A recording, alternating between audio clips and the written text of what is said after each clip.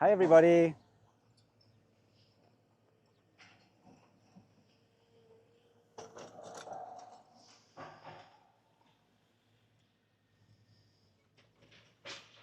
I'm going to wait here just a minute to get started, see if some people join here before I get started on this live stream. Today's live stream is extremely special. It's getting hot here in Japan. I don't know if anyone's in Japan right now, whoever's joining. Today was probably the hottest day so far this year. Ooh. I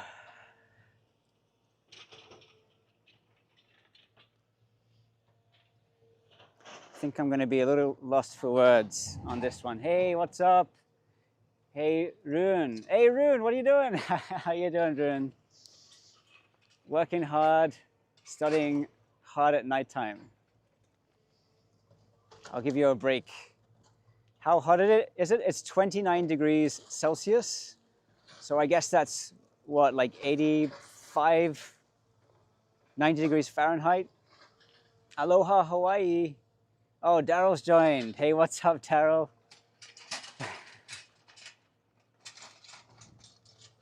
Ahoy, ahoy. I'll see if I get a few more people joining before I start this live stream. This is a really special one, and I'm actually choked up here for words. I'm passing through the Noto Peninsula in Ishikawa. The time right now is 3 p.m. and it's a Wednesday, the 21st of May. Oh, I don't know if you can see the houses behind me that have been completely destroyed by the earthquake last year. That's what I'll be talking about today. 29 isn't hot, but I'm gonna be walking around for about an hour on this live stream. It gets hot. And you can see some construction efforts.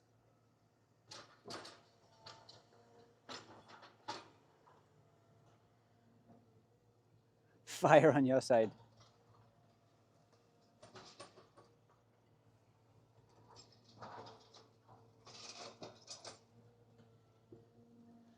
Audio is glitching. How's the audio, everybody? Hopefully I get a good connection. Looks like I'm supposed to have 5G. You can never tell at this kind of area. Hopefully it works. This is a special one.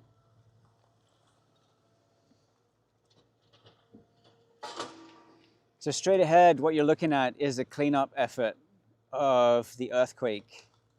And I'll talk about this. This is from 1.5 years ago, and I'll talk about this in a second. Hey, Judith. New Zealand representing. Okay, I'm gonna switch this, and I'm gonna get started. Oh, it's fine, not fire. All right. Okay, guys, thank you for joining this live. I'm here at the ground zero of where the 7.6 magnitude earthquake was in 2024 on the 1st of January. It's roughly 1.5 years later, and this is a live video for those that join this later on and see this later on. There's no edits, there are no cuts. This is just a live video. For this video, the purpose of this is to show you what it looks like, how much effort people have gone to restore what was here in this town. I think it gives an idea of what these natural disasters look like and how much it takes to rebuild. I want to give full respect to doing this video to anybody that's been through this or has been through something like this. The purpose of me showing this, what's happening here, is to promote tourism back to the Noto Peninsula and back to Ishikawa. From last year, the tourism in Ishikawa for domestic tourism has dropped significantly. So one of the worst affected areas for tourism was Wajima Onsen. It's about an hour from here, and it's one of the most popular spots for it was one of the most popular spots for domestic tourists to visit. That's dropped to roughly 15% of what it was. 85% of people are not visiting there domestically now. It's a significant drop. Ishikawa itself is doing pretty well, Ishikawa Prefecture. Kanazawa is the most popular spot for tourists to visit. And my goal of this video is to show you that this place is rebuilding and doing their best to bring people back. That's one of the main goals of rebuilding this town. And through my travels, traveling through this peninsula, traveling through Ishikawa and Toyama, you're seeing people doing their best to bring tourists, as Japan's at an all-time high for tourism, to keep bringing them across to these places. It's pure devastation here. So I'm going to pick this up, and we're going to do a walkthrough of what this looks like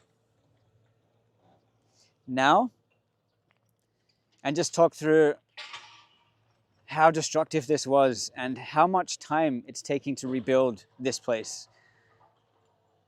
So directly across from me here, I mean, we're standing at the ocean just behind me.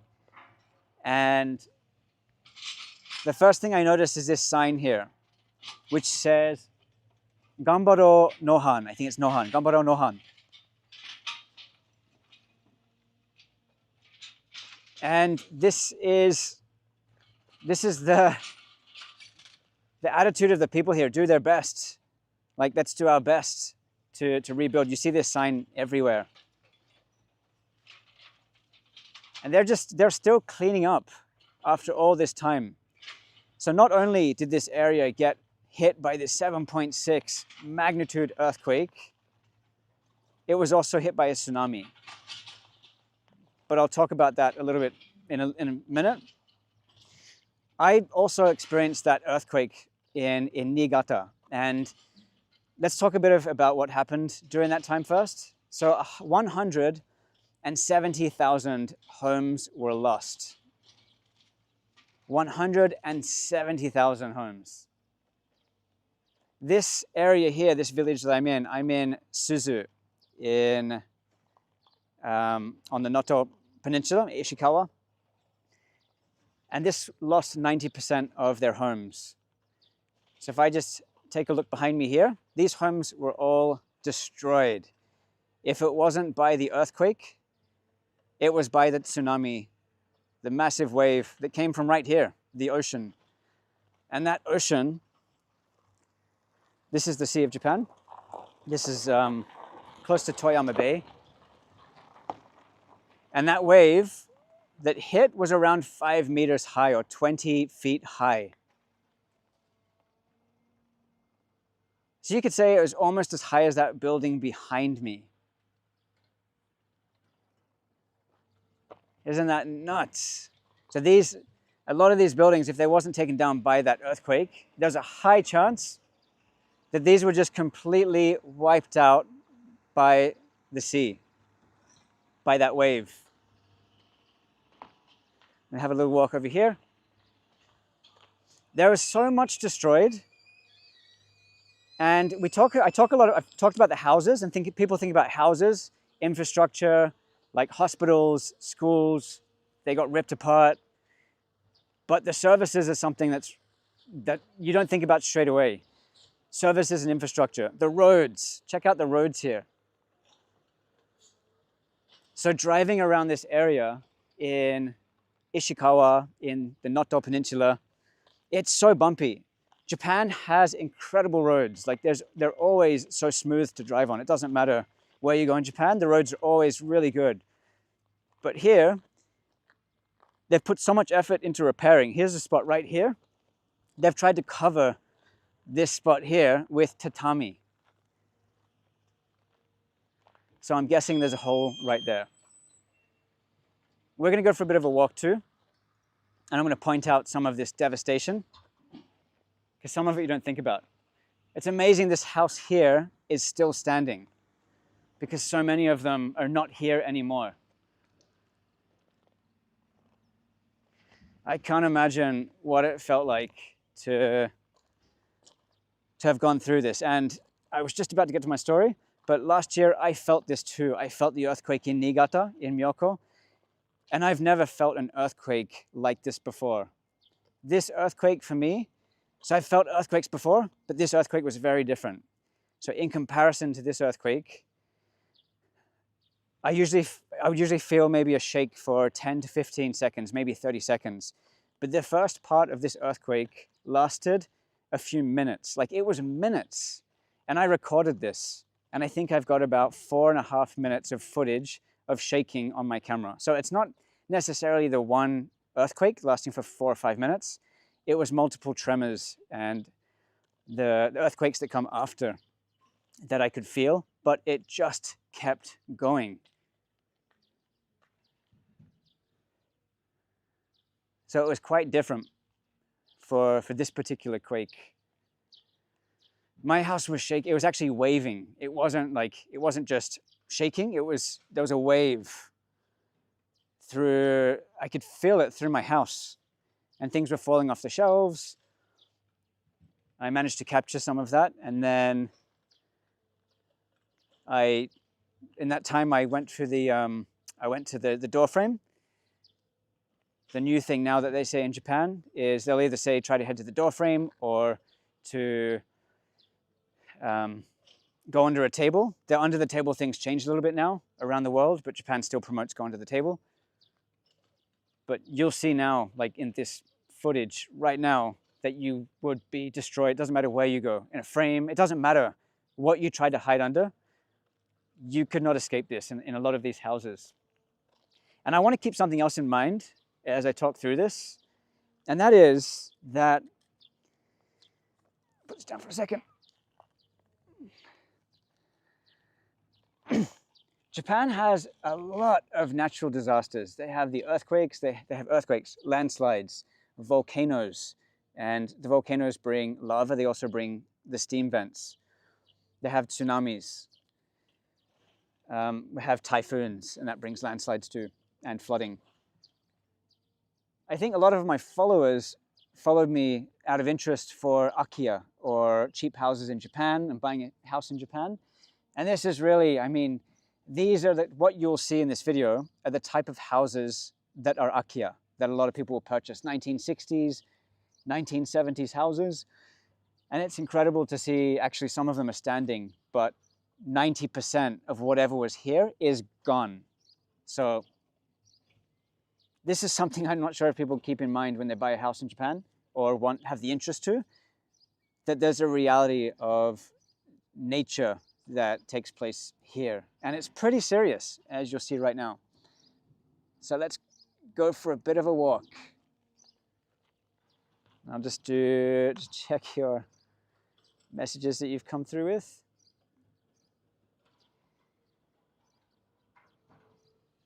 So how far is Ishikawa from Tokyo? You can take a train here in about 3 to 4 hours, or there's a bus ride, it will take longer, maybe double that, 7 to 8 hours to get to Ishikawa. In terms of distance, it's actually not that far, but because Japan is about 70–75% mountainous, it is difficult to navigate through the mountains, so it takes time. There's a lot of great tunnels and infrastructure in Japan to get through it quickly, but it's actually quite close. And if there is, I mean, Tokyo still felt the earthquake from here. You can feel it from pretty far away. And Niigata, so in this particular area, there was around, I think, 50 to 60,000 homes lost in this area, but it also extended on the other side of the ocean here, which you saw before. And in total, 170,000 houses were lost. The majority of houses, I believe, that were destroyed or damaged was actually in the Niigata area, Niigata city area, but that would be to do with the density of the area too.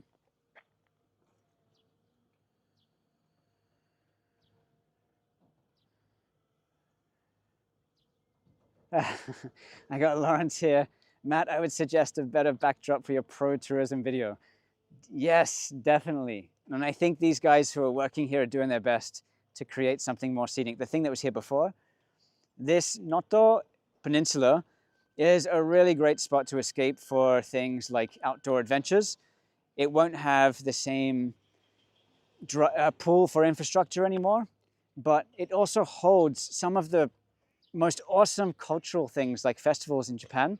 If you want to Google Noto cultural events, and you'll see some incredible, the festivals, the matsuri that they do here in Noto is really cool.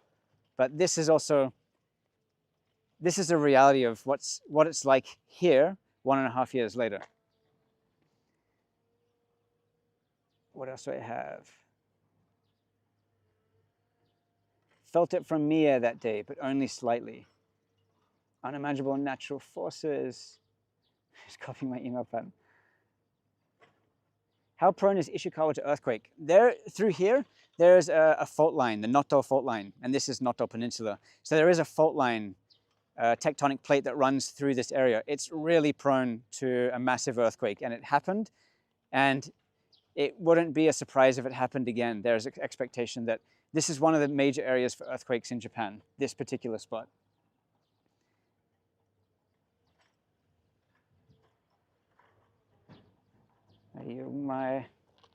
Just reading your messages. Earthquake. Cool. All right. So earthquakes in Japan, they're around 1,500 on average per year. 1,500 on average across the country. It doesn't, when it happens here, it doesn't necessarily happen like someone just commented and said, we felt it a little bit in Mie too, but across Japan, there are around 1,500 per year. Since this happened in 2024, the 1st of January, there's been 250 tremors here in a year and a half.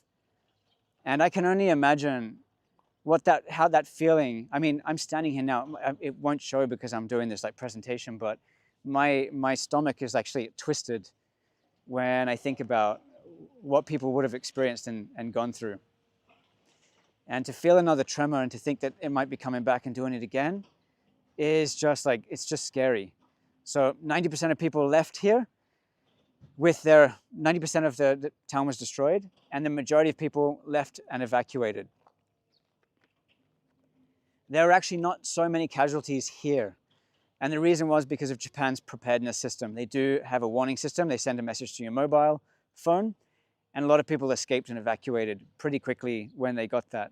So that was a really good thing for here. But when they got back, it was flattened. All right, let's go for a walk because I could talk about this for a while. I'm gonna flip the camera around. And these are just, I'm not gonna be able to cover this massive area, but this house here on the right has been devastated.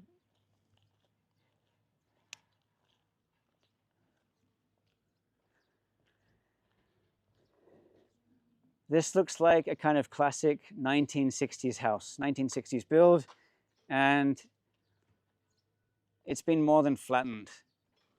And something interesting that you might notice is it's not just fell over to the left, fell over to the right, it's just collapsed in on itself.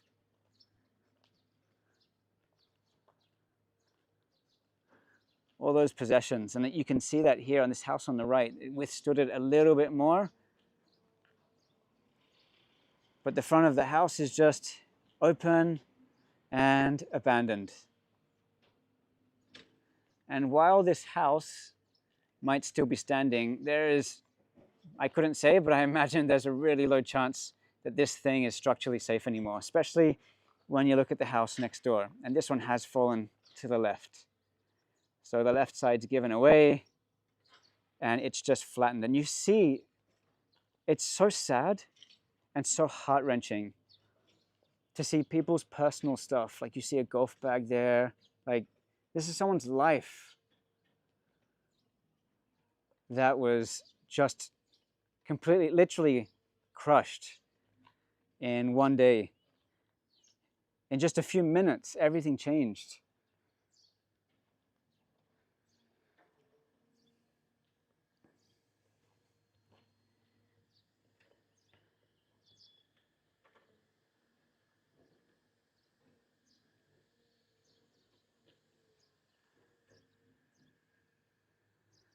Down there on the right side, there's a business that's still going right now.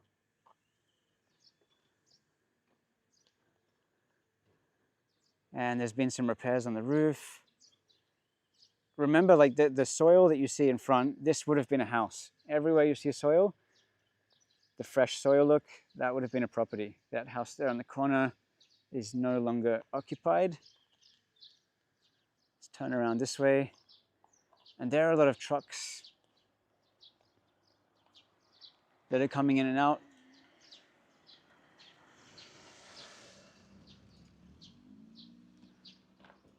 And I think it's so great to see that there's still businesses and people here.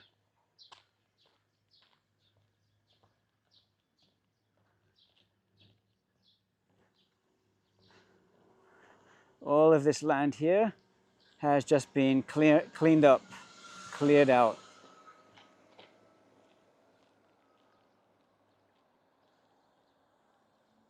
This property here on the left.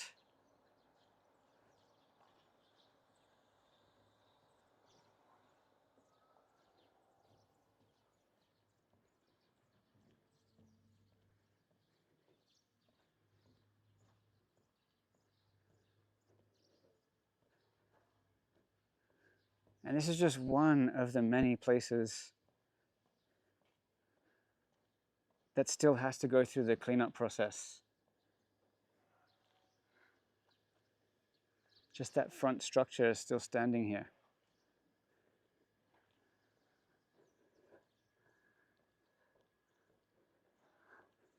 And then down on the right side, there's a new foundation, concrete foundation, which is probably going to be the start of a new property that's being rebuilt.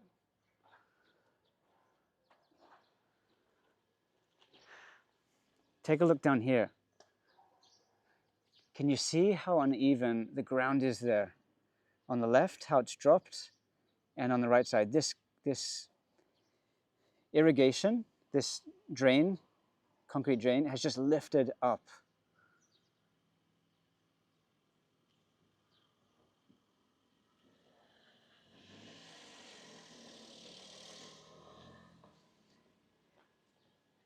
Over this side, the concrete floor has just lifted up. All of the service is there. The water, the sewage at the front. And that hasn't, I haven't mentioned that, like all of the services that would be disrupted, the electricity. But the ground literally lifted and shifted.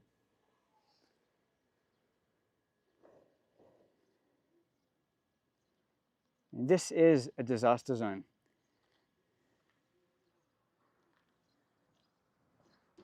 All of the cracks in concrete.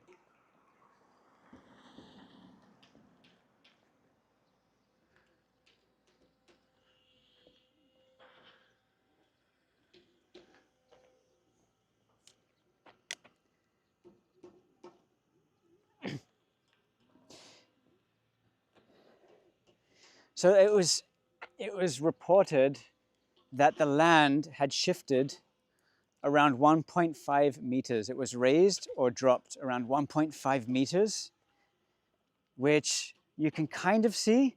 It's hard to put it in perspective in this video, but I've been walking around the last few days being in this area, and I'm always tripping over stuff. When I drive, it's so bumpy, but I'm always tripping over stuff. It's kind of difficult to walk, and the majority of people, it might not sound like a huge thing, but the majority of people who live here are older people. And even just a simple thing like you're walking around daily on this type of, like this footpath, this road, there is no footpath anymore, it's been destroyed. But even just a little thing like that, underneath the road, the services, the pipework, the sewage, the water has all been disrupted, and that needs to be rebuilt too. And there's a house. I need to respect some privacy here. I'm going to stand back a little bit. But there's a house straight across that has a temporary building that's been dropped there. And there's been a lot of efforts here, both locally, domestically, internationally, for the efforts to help rebuild this place. A lot of volunteers. I was speaking to someone just recently who said that they were planning to come here and volunteer for their summer, take their summer off of their work and come and volunteer here to help rebuild. I'm going to flip this around again. And you can see a temporary home on the right side. So there's a temporary home just after that K truck. And on the right, they're rebuilding a small house. Directly ahead, I don't know if you can see it, but that's a temple. Can you see that? It's just completely dropped. The roof is dropped straight down in front of me on the floor to show the shift in the land. It actually, like this concrete here, would have had to move like in such a way that this metal, this grate, these are heavy. And that's lifted up out of place. There's a drop on the right side behind me where I was standing here. This is a temporary building as well, and that's for a business. So people are still here. There's more construction work happening over there. That electricity over there that's being wiped out, straight ahead, that electric pole that's bent over.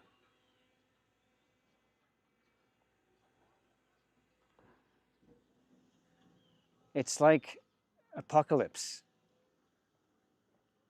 House here that's just collapsed in on itself.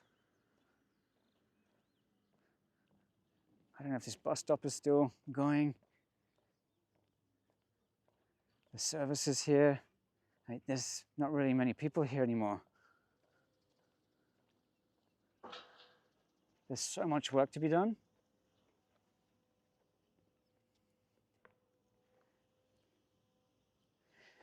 Talking about work and like replacing all of this stuff, it's another thing that I'm not sure people are aware of, but when you get house insurance in Japan, you don't get earthquake proof. You don't get this earthquake coverage like within that package. You've got to request that and pay more for that.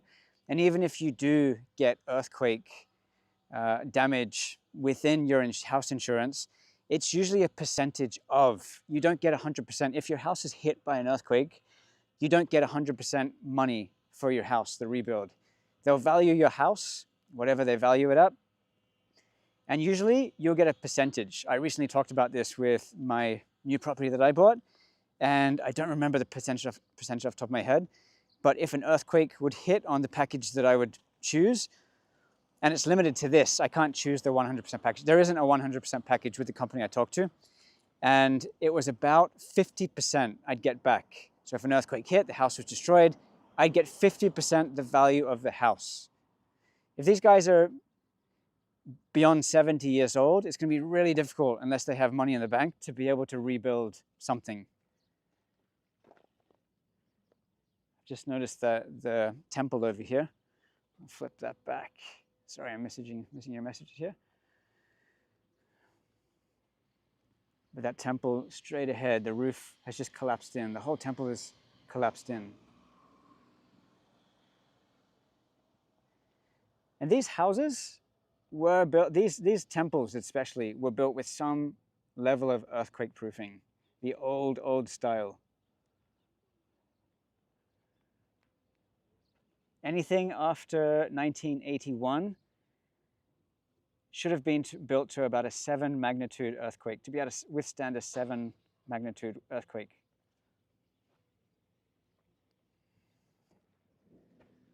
All of the stuff that's left over. This mirror that's been ripped out. This is just one of the areas.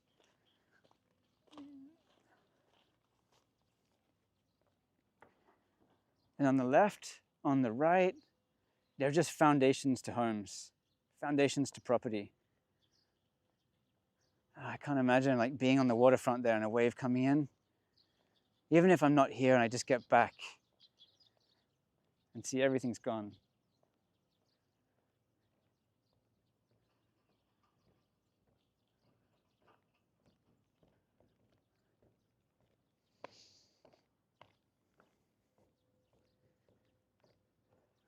That house there is like directly in front of the ocean. It's impressive it's still standing. There's no way that's safe. It's impressive it's still standing. That one at the front there might have been rebuilt a little bit.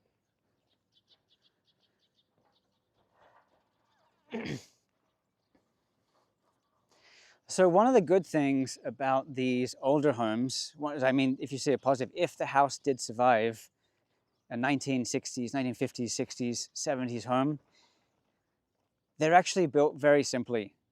And the rebuild, if you could do it, I mean, you've seen houses that could not ever be rebuilt, have to start again. But if they were in a situation where they luckily could rebuild, then the rebuild isn't actually too complicated for an older style house. They kind of piece together a little bit like Lego. But you would definitely not just be piecing together. I mean, you'd be preparing again for something like this to happen, meeting the new earthquake standards, and they change every roughly like 5 to 10 years. They're updated, the earthquake standards. And it's basically just a level of reinforcing and being able to, for the house to be able to move and shake and not fall down.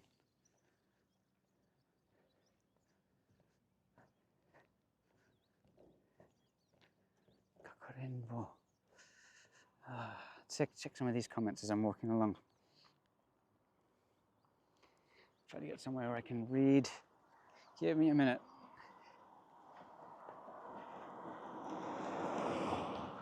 There's a lot of work going on here. I've never seen so many trucks in Japan driving around, and they're just collecting, they're either taking stuff or collecting stuff. Taking the rubble or collecting the rubble or taking out building materials to rebuild. Let's have a look. I'll turn this back around so you can see what I see. This house looks like it's getting just some repairs. It's amazing that this house here is still standing. Definitely not being used. Like I said, this place was evacuated and most people didn't return and don't have any intention to return either. You can only imagine how traumatic it would be to come back. Everything's been changed.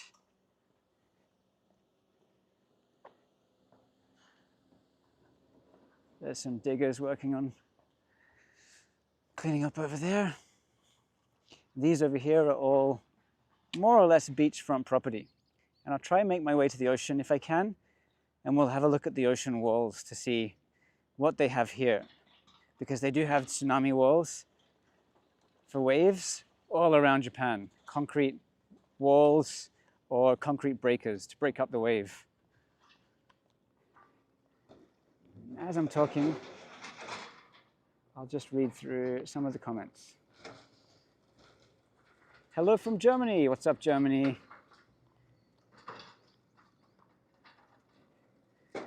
Lawrence says maybe Japan would start promoting labor tourism. Visitors can fly to Japan to help rebuild. That's a pretty cool idea.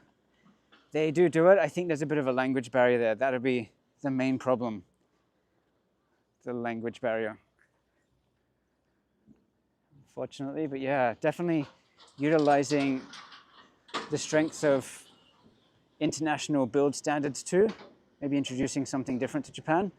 But they still need to think about how much, I mean, Japan is very different to a lot of places. They have to undergo a lot of, there's a lot of thought about how things are built in Japan.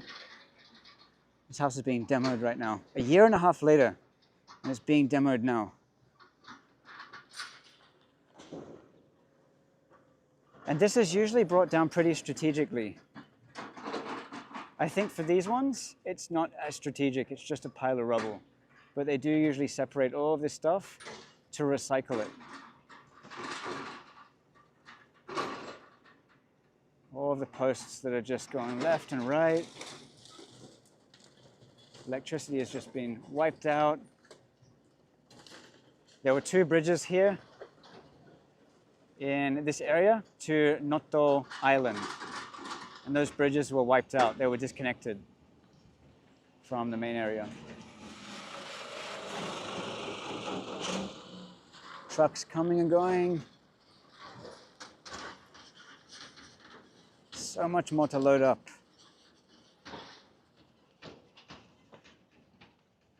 Over this side here.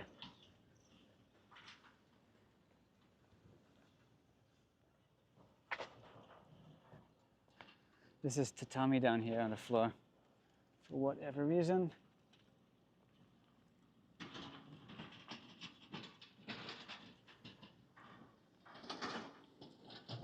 Let's have a look at some of these questions.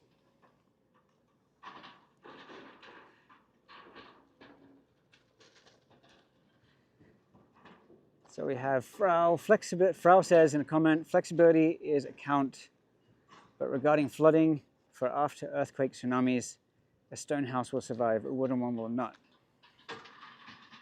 Even the concrete places, and I'll talk about that in a second. Hello from Denmark, what up, Tobias? Asha, Matt, is there a material used to build houses that works best to survive an earthquake? I can see how wood would be more flexible to allow movement. All right, let's flip this back.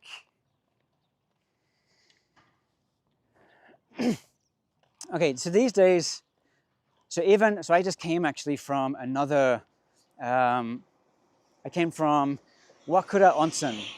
It was one of the most popular local places for people to travel and to enjoy an onsen. That place is destroyed. It went from being really occupied to not only just the population, but people going there for travel.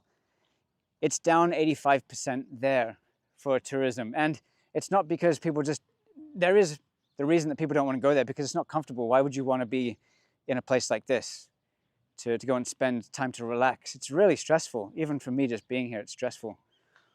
But there, these are 1980s, 1970s, 1980s, built during the boom, hotels, and they're made of concrete. They're solid. And these hotels have just fallen.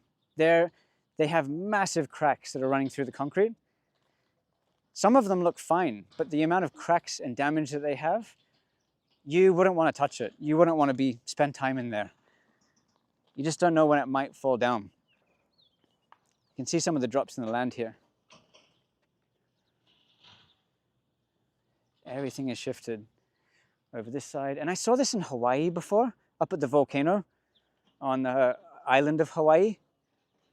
But that's a bit different. You're on top of a volcano when you're in Hawaii.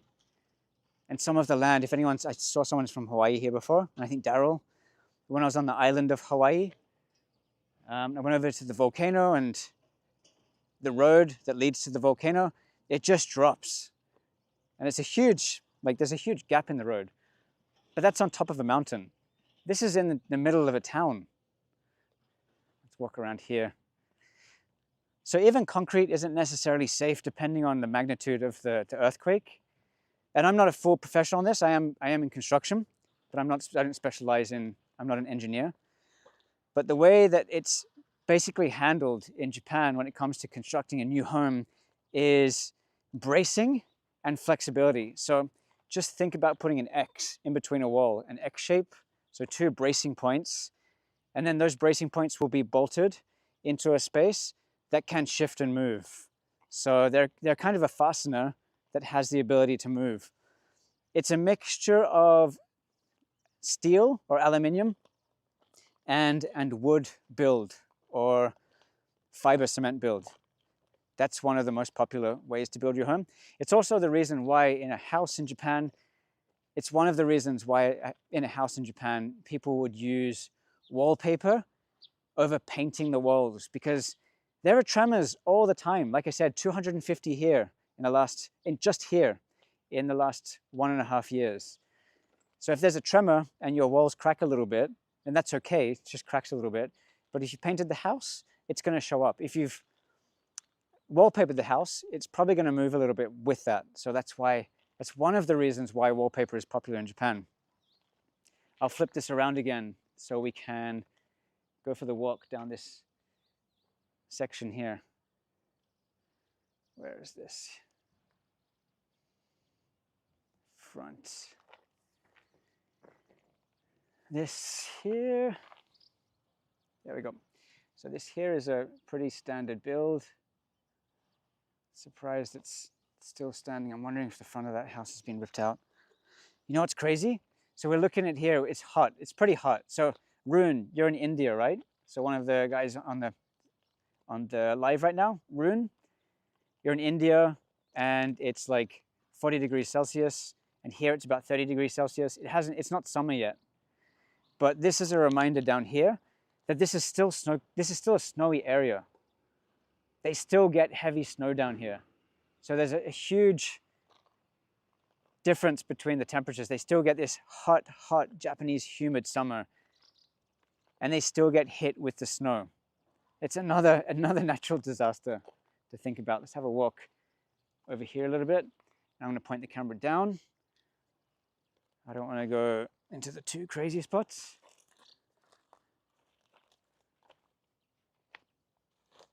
But the land has actually dropped here, and part of that will be a drop, and part of that will be due to flooding. Part of that will be due to the wave that came in here, and just places just being ripped down. What would you do? What would you do if this was your place? How would you feel if this was you? Would you have that energy to come back here and rebuild? Or would you just move on? Over the back there's like these sandbags, those black bags lining that river, the canal.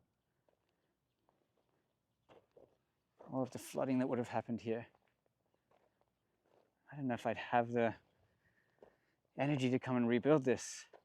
You have to pull it all, you have to dig deep.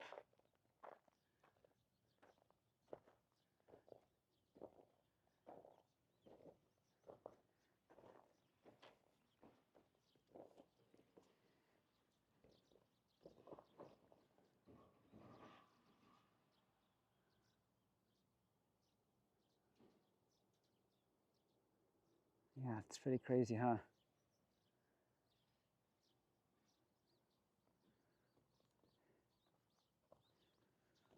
All right, come back to my front camera for a second. I saw a comment saying that the video is lagging. Is it lagging a little bit? Let me know in the comment and I'll try and move back.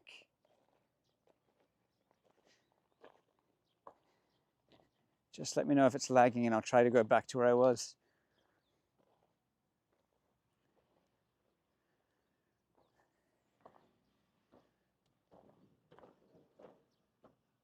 Wow.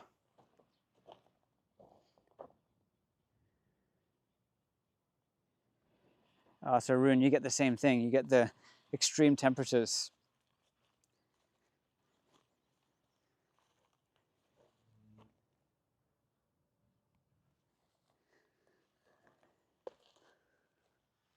Wow.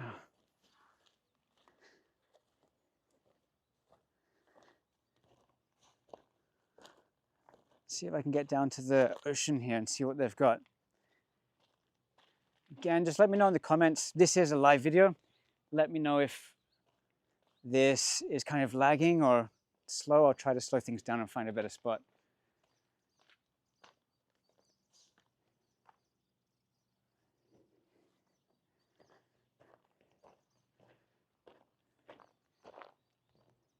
This is a ghost town here. So the pathway I'm walking on right now, it's just gone. The road is gone. There were barriers here, gone. That retaining wall on that side of the canal, just been filled with sand. This house is being rebuilt here.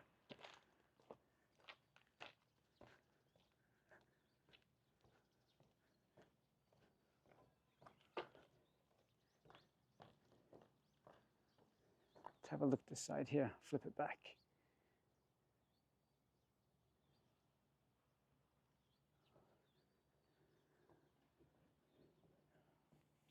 Such a shame, such a beautiful, beautiful Japanese house.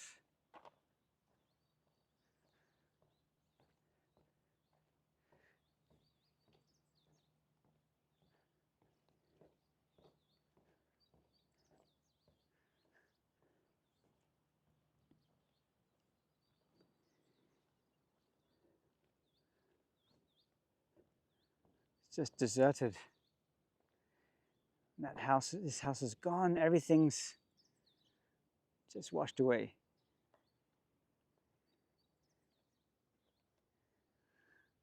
So the size of that wave that came through was about 4.7 meters, up to 5 meters high. 3, 4, 5. So roughly, that wave that came over from the left would have been close, if not above, that second window. Wave from the ocean right there.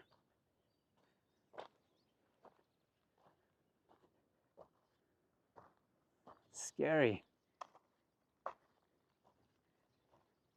All of the roof tiles just falling off. Shaken off by the earthquake. Ooh, drop in the land. See that wall at the back, that white wall in the building. How bent that is.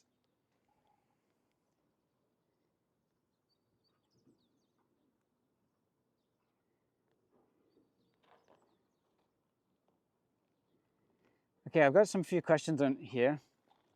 I'm going to sit down in a second and answer them.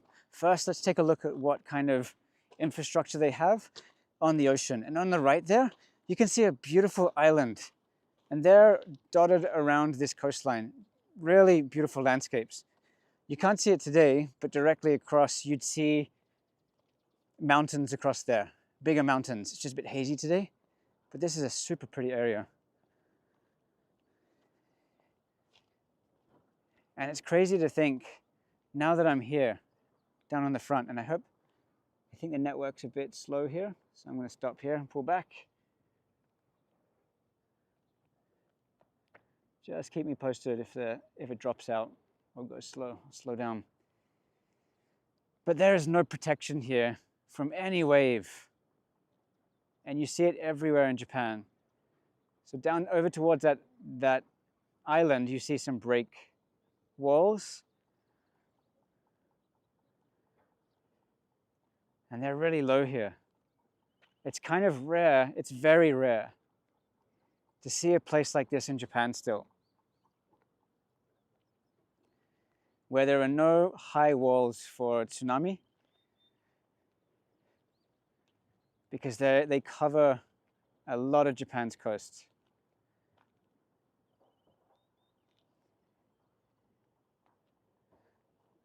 I'll come back and I'll talk about that second.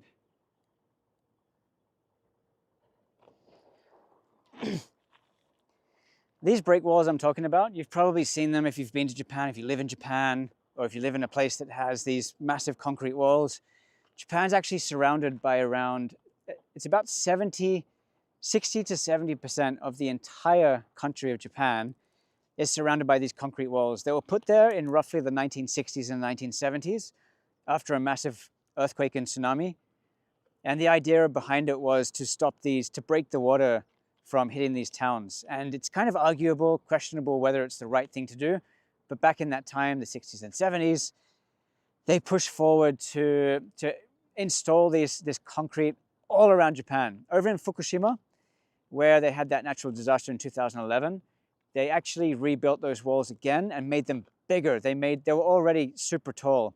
And it's mixed within the community how they feel about it, where now to get over to the beach, I mean, no one sees the beach. These walls tower above the houses. But to get over the beach, you've got to walk up a lot of stairs to have a glimpse of the ocean. It's kind of, it's a shame, but that's what they deal with here. There's some over here, so I can put it in perspective. And I'll answer a couple of questions as I walk along.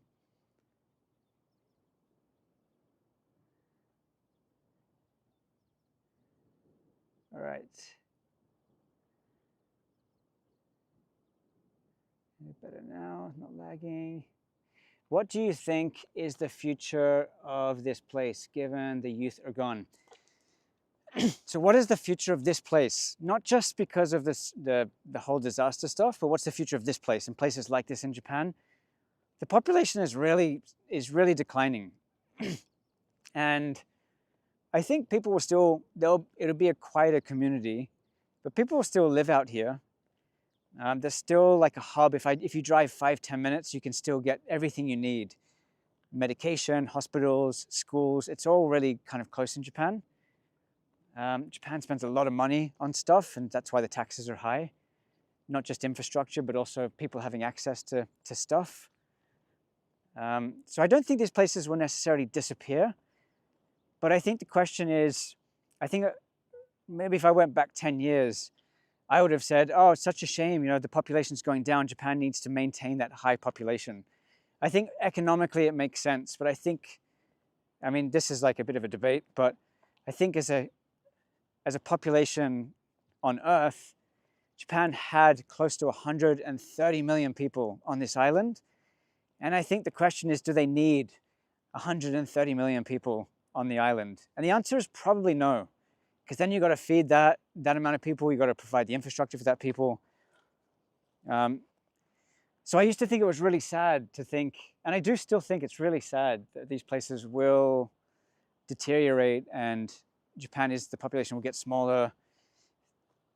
But ultimately, I think that's just like how it's naturally progressing.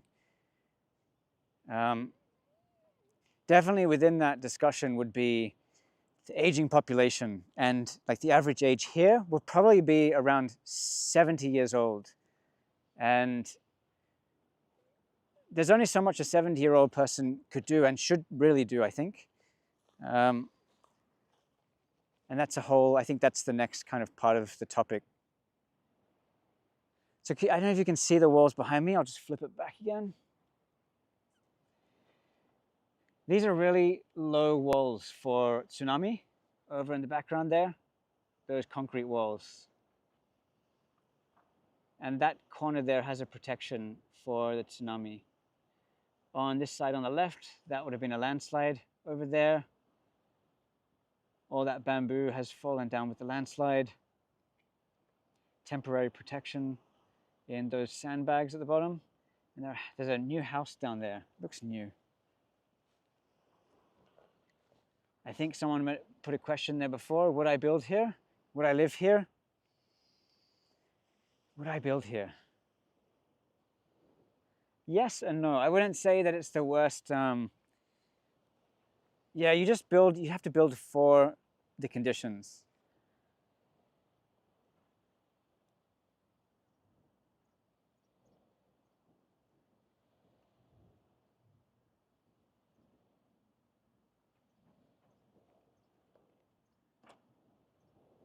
All right, let's flip back. I'll answer your question and walk back towards this way. I mean, this is a beautiful coastline. I'd love to do like stand-up paddleboarding here, kayaking. Could I build a place? I think there's two parts to it, right? Could I build a place here? And would I live here? And as a place to visit, this is a great spot. I'm having a great time out here. It's quiet here. It's beautiful. There's a lot to explore. The culture here, the traditions here, the people that you get to meet, if you speak Japanese, you get to really be immersed, as versus going to like Kyoto is amazing because you can learn, because a lot of people now speak English. Signage is in English these days, information is in English. It just helps you kind of get a bit closer. But when you come here and you experience these places and get to see people really living, and it's not just like a museum or a show, then you get to experience the culture here. And I think that on my first few trips to Japan, that's what I was kind of missing and craved, which is what led me to learning Japanese and living here.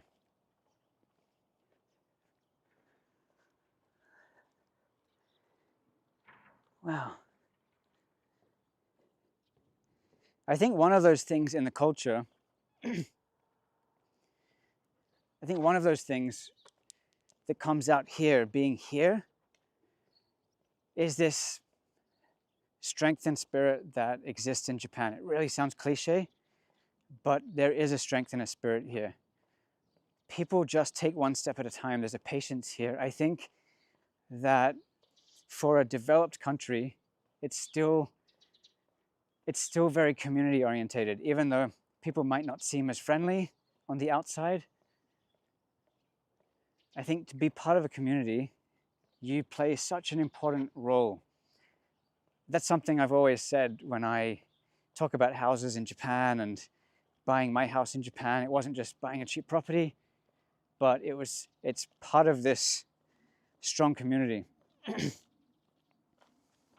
If I didn't have the 10 years, 5-10 years of living here and understanding how this operates to some extent, 10 years of experience, plus speaking some level of the language, and I did my best to go to language school for a few years and worked here for a number of years. If I didn't have that, I personally wouldn't have understood what's expected of me and what I need to give to my communities that I'm part of. So honestly, I would really not recommend anyone to buy a cheap house or buy a house in Japan and just move here. You've got to spend time here to understand the spirit of Japan, the culture, the traditions, and get some kind of connection beyond having a nice time in Kyoto.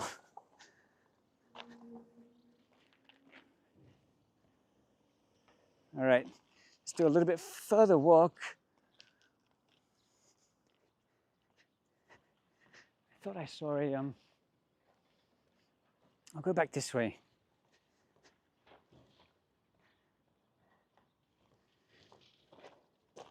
I'll give you guys the view here so you can continue to see the destruction. I'll answer the questions as I walk along.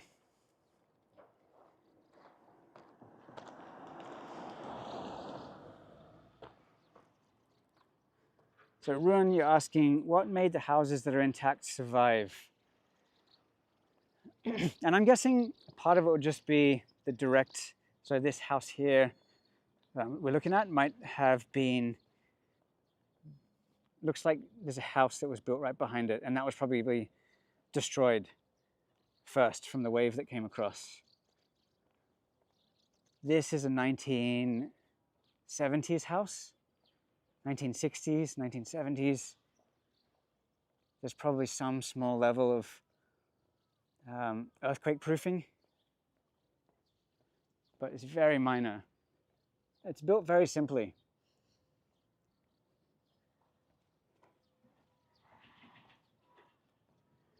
So just out of luck, I think, of positioning. If you look down here, for example, and I'm talking still about your question, Rune. This land here, this roadway that's here is not cracked up, but just beyond it, it is.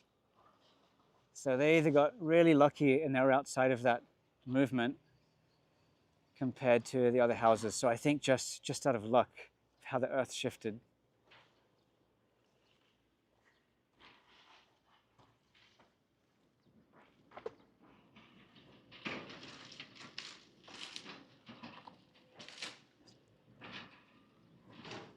Someone's asking me how you're ending up West Coast to East Coast.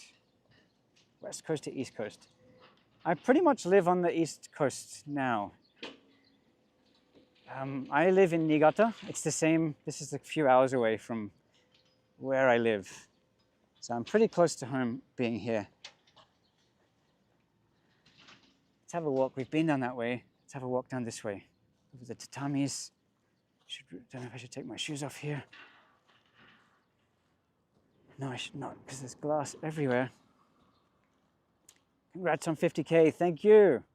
Just got 50,000 followers, subscribers.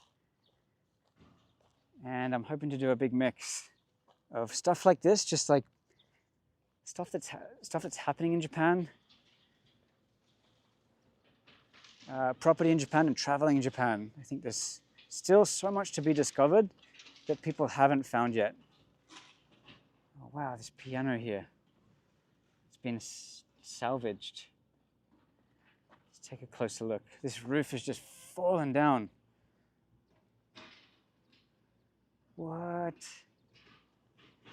And it's crazy, like these beautiful trees, the Japanese trees at the front, the garden is still beautiful. left alone, and it's beautiful. Nature is still here. This rock was placed here by someone, Japanese style. Let's take a close look at this piano here. There's so much of this stuff around Japan, all of this stuff that's been wasted. Kawaii, the Kawaii brand is a huge brand.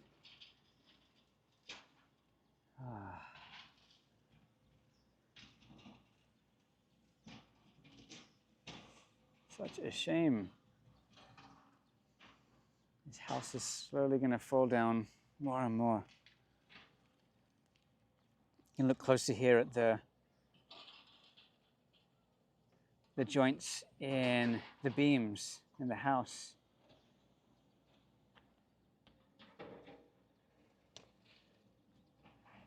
Just been channeled out here.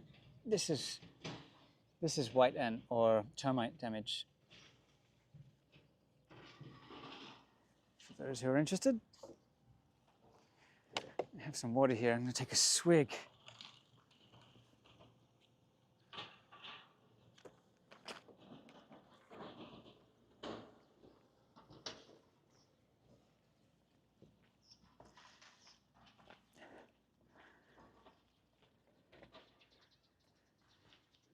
Electricity substation down.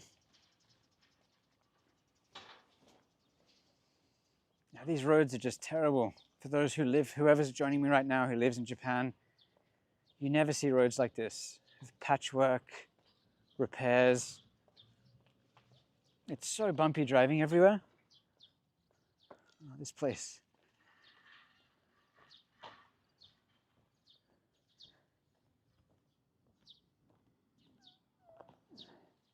Yeah, there's a comment here. It says, horror almost like a movie, but worse. It's just nuts, right?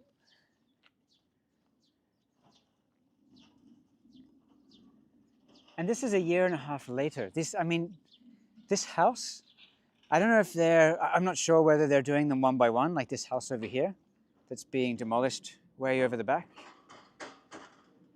I'm not sure if there's a plan for that, or if these are just going to stay here.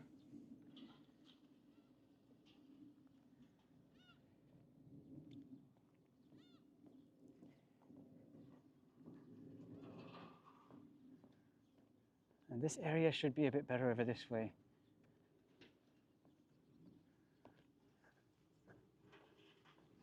We get further away from the ocean.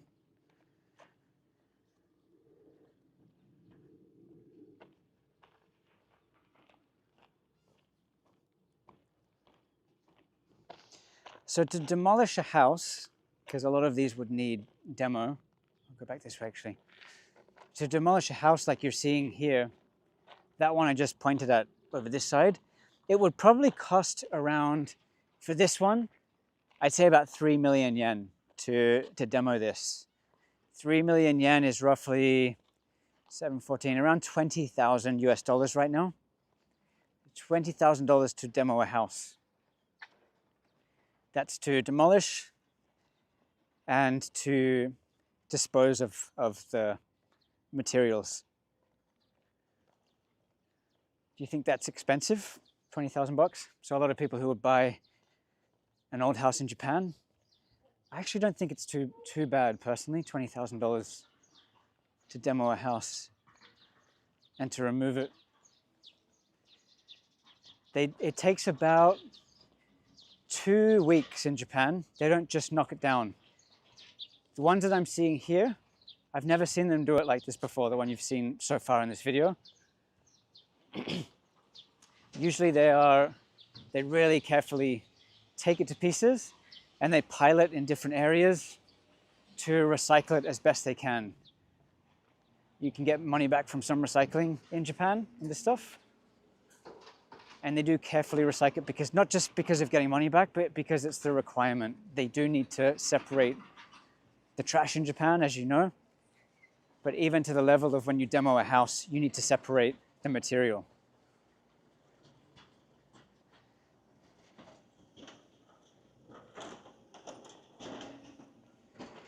I think someone asked me before, would I buy a new house here? Would I buy a house? Would I build a house here in this area? And I'd say probably not right now, because it's just, there's an atmosphere here. It doesn't feel like, it just feels like I couldn't relax here. There's so much to do. I already feel like owning a house. I have a lot of renovation projects that I want to do, but I would definitely feel living here that if I had any free time, I'd need to be helping someone with what they're doing. And I think it might sound selfish, but that's not kind of how I want to live right now. It will be a huge commitment, I think. There's ongoing work here. What do you think? Who would buy a house here? Whoever's on this right now, who would be interested to buy a cheap property here?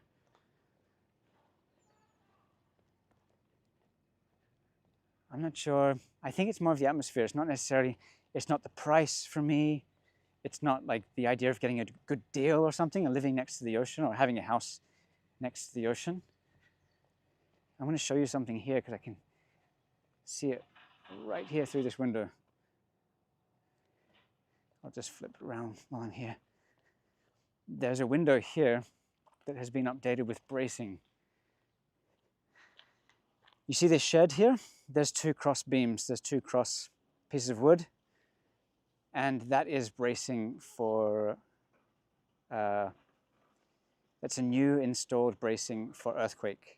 So they put the window in, they built this little shed, it's still standing. So maybe it's simple as that. Someone said, why do these places still stand?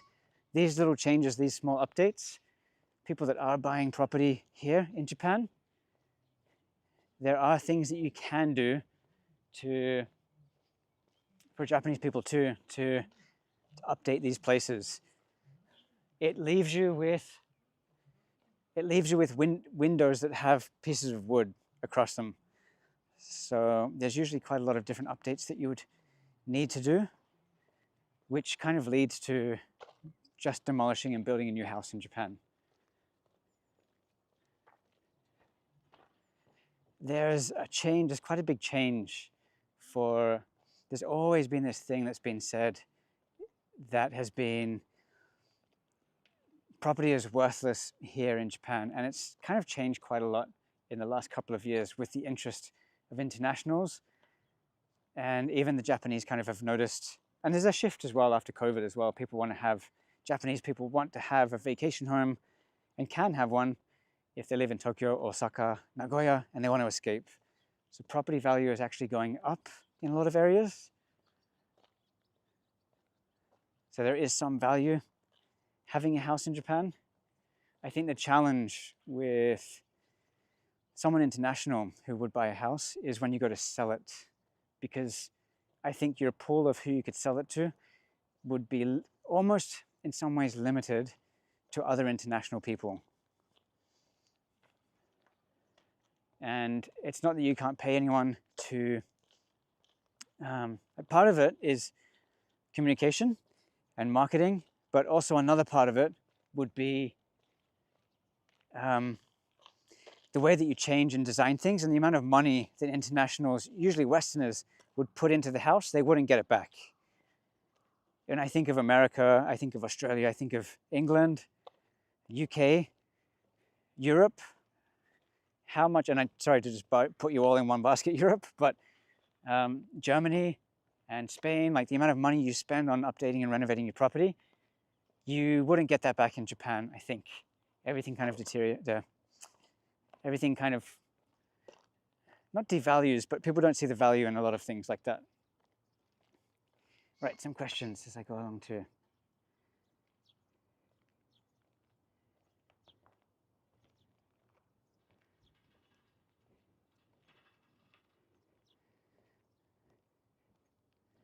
Yeah, that's an interesting comment I got from Simon Mack. Even the ornamental trees could be saved, would be worth £1. It's crazy, like when I first moved here to Japan and came here and I saw all of these like cheap houses, I went inside and I wondered why, this isn't always the case, but people don't take things from IKEA. People can go in, some people might go inside. People do rip out, honestly, people actually do rip out metal because you can make money from it. So local people might go in there and take out the metal and recycle it and get paid. But generally speaking, people will not touch other people's stuff. If this was another country, it would be taken, and yeah, those trees wouldn't be there anymore. I remember when I was living in Australia, and there was this like pelican statue that was installed on a roundabout. And it was there for 3 days until it was stolen because it wasn't like fixed in place. It was just stolen and never saw it again. Such a beautiful thing to be part of the community and just taken. So that wouldn't really happen here. It's kind of another learning curve. Just reading another comment here. That's why the roof was intact. It's part of the demo method. Yeah, it could be. Someone said that's why the roof's intact, part of the demo method. They've just lifted that off and they're taking it piece by piece.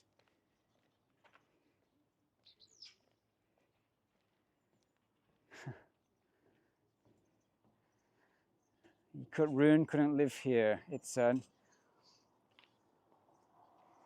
don't mind an earthquake, but not a freaking disaster to hit my house. Yeah, this whole area is, I don't know. Maybe I'll take you down to that shrine. I've got to get past some people. I don't want to take away their privacy. Let's go check out the shrine.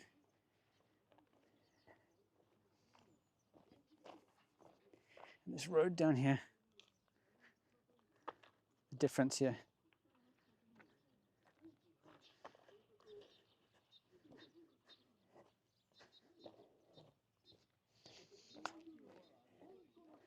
Just going to get past some people just for privacy. Camera might not be positioned best. This is the old style building here. Can you see that? The old walls.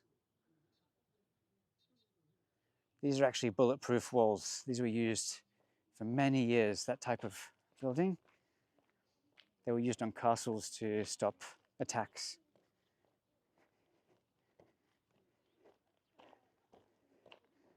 I'm going to flip it here just so you can see this beautiful, sad sight of the shrine.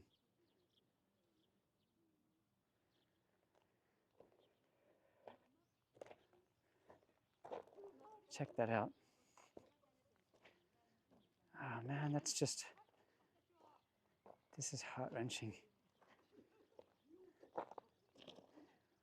Shrine in pieces. Temple, I should say temple.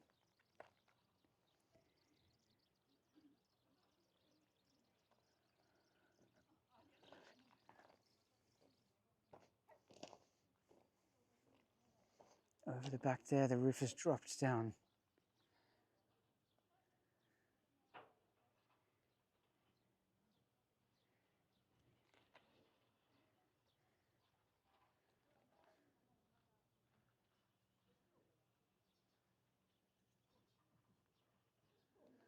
Check out the detail in this. These massive pieces of wood down here.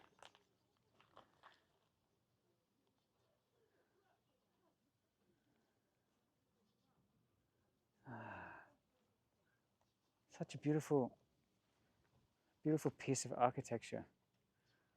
It's gone to waste.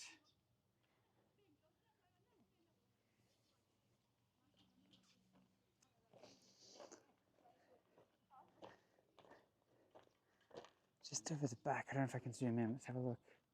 Yeah, there we go. That's the roof there, and it's just dropped and covering all of what was the temple.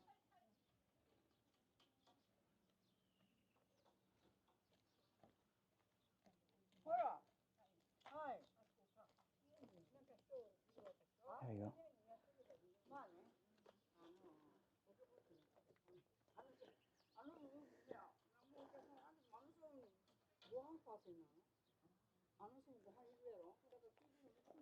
All right, let's carry on.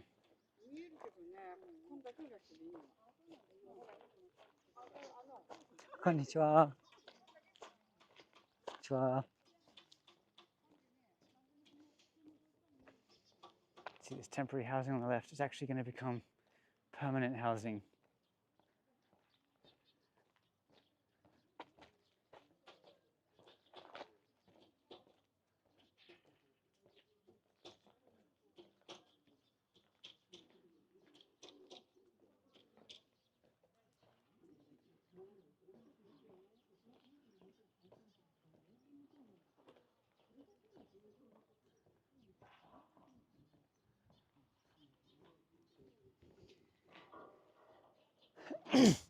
I was just scrolling through the comments there. I was seeing someone mentioning about Japanese people know like where they're going to build. So would you build here? Would you live here? And yeah, people don't generally. This is a really general statement, but people don't generally relocate too much in Japan. They will go to the big cities for work, for school and education. But if they go anywhere after that, they might end up somewhere else, but there's a high chance. I mean, it's really heavily promoted in Japan in the communities to return to your hometown, to be part of that. And something that I read that was interesting for this place, for Noto here, I mentioned earlier on in this video that there are a lot of festivals and events here. There are 7 major ones in July. If you're interested, you should check that out, because in July there is a lot going on in the Noto area, in Ishikawa. And it's said in the information center that they are certain that the people who work or live somewhere else in Tokyo or Osaka, they will come back to help with the matsuri, with the festivals. Like these people are so confident that people will come back to be part of that. And I think there's an expectation there. So if I was to live in a place like this, I have to be certain that I'm going to be there when I'm expected to be there for these events. And that could mean some sacrifice. I can't always do a trip around the world. I've got to go back, and it's not like I go and see my family and my friends. I'm going back to help the bigger community. It's so interesting. Okay, a couple more comments. I might just stop in a second, and I'll finish up in a minute. I've gone for a bit over an hour, so I'll just finish up in a second. I'd like to get a nice backdrop, but maybe I'll start I'll finish where I started down here. I'll take any questions. If you want to add some questions now while I'm walking along, I'll come back to them.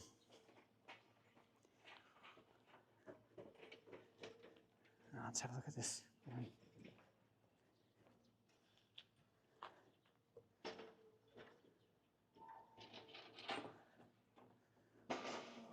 I'm taking a look at this building. I shouldn't hog all of this.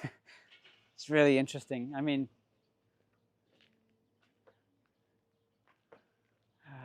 it's hard to know how to feel about it.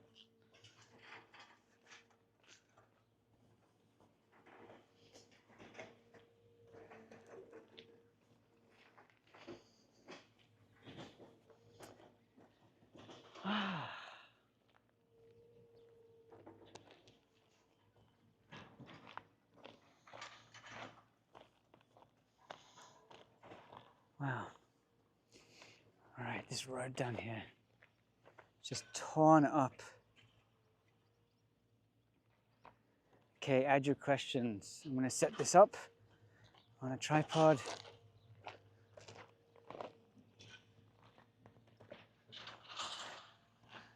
Okay, who wants a view of the beautiful ocean? And who wants a view of the other background of sad natural disaster?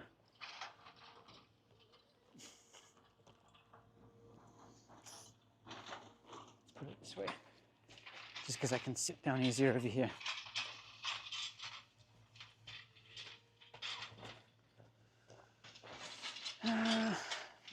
safe. All right, just gonna set up this camera, check out some questions before signing off. Probably this way is nice-ish.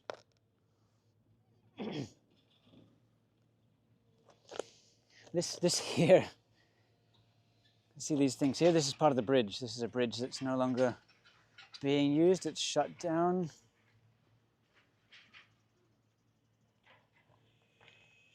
But this here is for movement. So when there are earthquakes, when anything, not just earthquakes, but when there's movement, this is supposed to shift and make things okay so it stays intact. Hasn't worked so much here. All right, let's just stick this here. I'll take a seat here, scroll through some questions. Okay.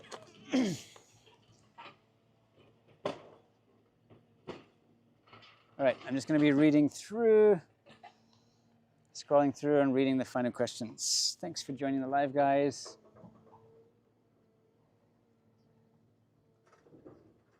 And I've got a water here too.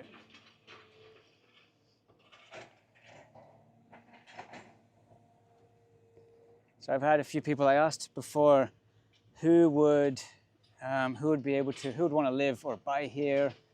And I had a couple of comments just saying the same thing I said, which was, it'd be kind of too depressing. It'd be sad to be part of this.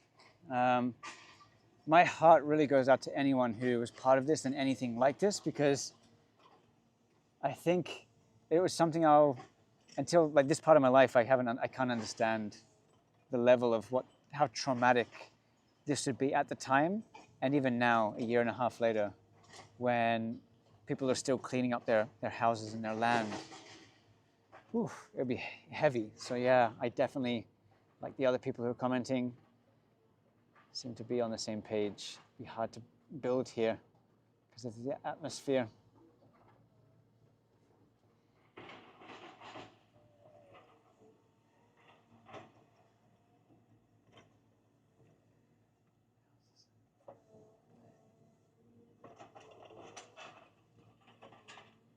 So someone says, so Frau says, thinking from a Japanese perspective, the houses were not that old. So people settled there, not in the ancient times. Japanese people know things come and go, and nature will be this in Japan.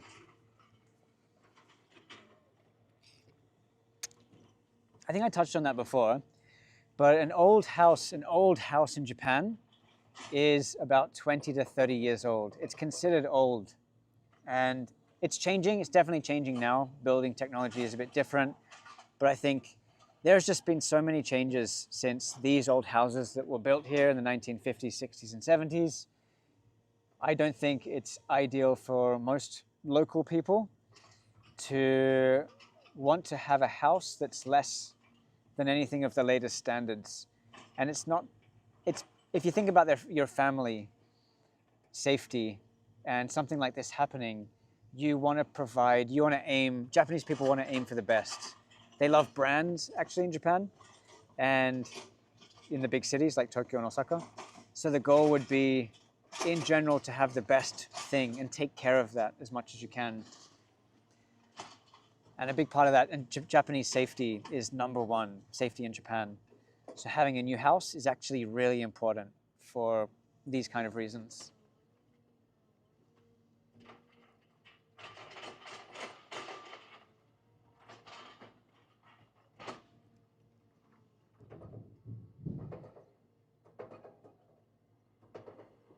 It's just scrolling. Okay. Jason passed my house the other week in Miyoko. The place looks better in real time. Yeah, the house is looking good. Miyoko Kogan house is awesome. I still have stuff I want to do on that. I've picked up this other house, but I want to continue to do projects on there. I'm just one person, and my focus is to still introduce stuff in Japan. Like my passion is Japan culture, travel, all the stuff that you can see, and I want to be able to balance my DIY. That's just kind of my life that I document as good as I can, and these DIY projects that I do, and also the stuff that I know about construction, because that's what I do, or that's what my background and profession is. So that's something else that I can kind of give to people who subscribe. But my main goal is to always reinforce Japanese travel, culture, traditions, and the important morals and behaviors and things like that behind not just coming here to see the beautiful things, but also to go deeper, to take it even a step deeper, and to become part of it as much as you can by respecting it with the right actions.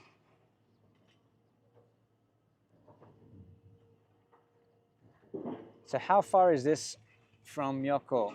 This is about 3 hours drive, roughly 3 hours. It's not that far. I just drove here in the last, I've been driving around from Niigata down to Toyama and Ishikawa. I'm in Ishikawa now.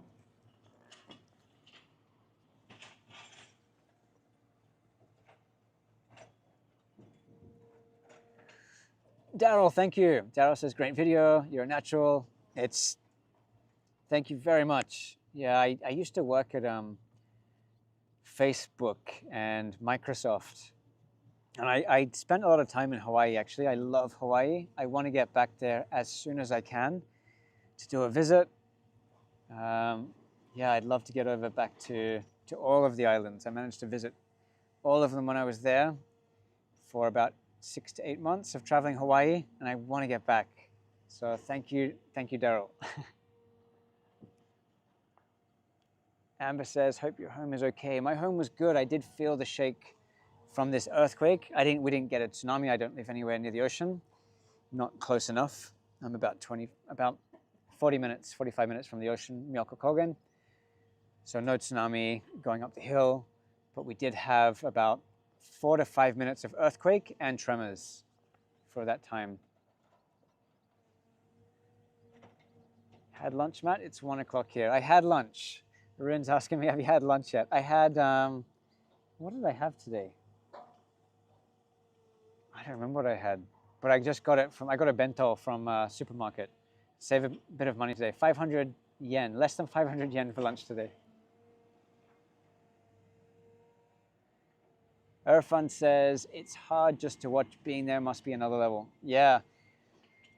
When I pulled up to here, I mean, straight away when I was driving here, the road is different. It's like patchwork.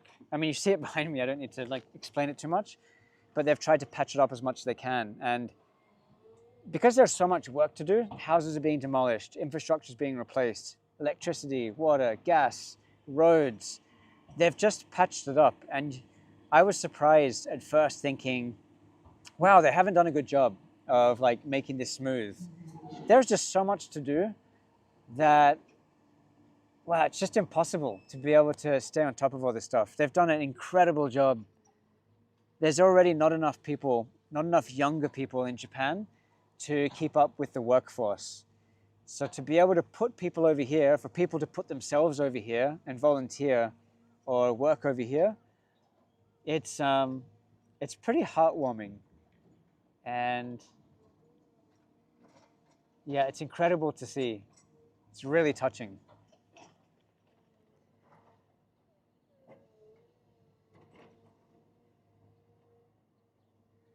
Jason says, I think this happened 1.5 years ago. Yeah, it was January 1st. It was New Year's Day, which makes it even like more just crazy. Like you wake up to the new year in Japan, you usually go and pray pretty early in the morning. You go to a temple or a shrine and you would say a prayer, wish for the best new year. It happens pretty early morning or late night the day before. And to think that this was a time where people were searching for hope over the new year during that holiday period, it feel like it would just be even more difficult to deal with.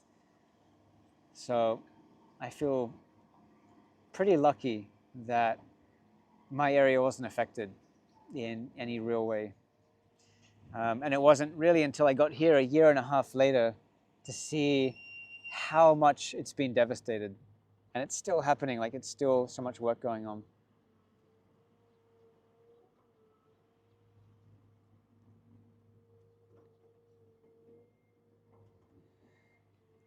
Wendy asks, are there government agencies that provide aid? There are a bunch, there are quite a lot in Japan. And there are different fractions of that too.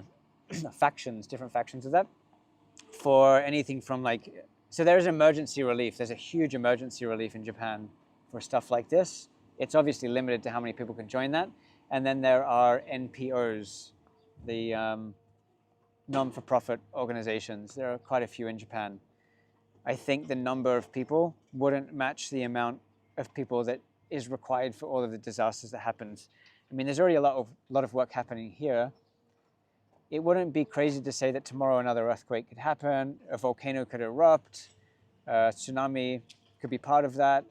So I think if one more thing hits, it's complicated. This here is a small town that nobody knows about. Where I just was in Wakura Onsen, it's a tourist town. That place will have a focus. If it's a tourist area, it'll have a focus to be fixed up and cleaned up and regenerated quicker for tourism, also for an image. But here, this is the kind of place that could be lost. It can fade away from the news because it doesn't have that huge focus on it. So I mean, it's great to be here and see people working on all of these different projects as much as they can.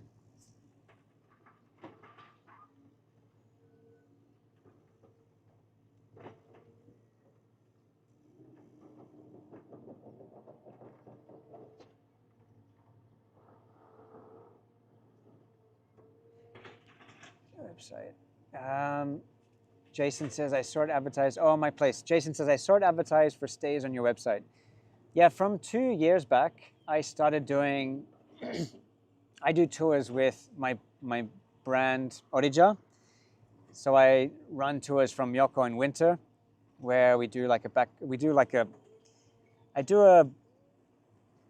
a winter experience, which is a mix of I do snowboarding or skiing and take people out snowboarding, skiing. I teach people, or I take people on like awesome powder runs from any level. So my snowboard level is pretty high. I was once a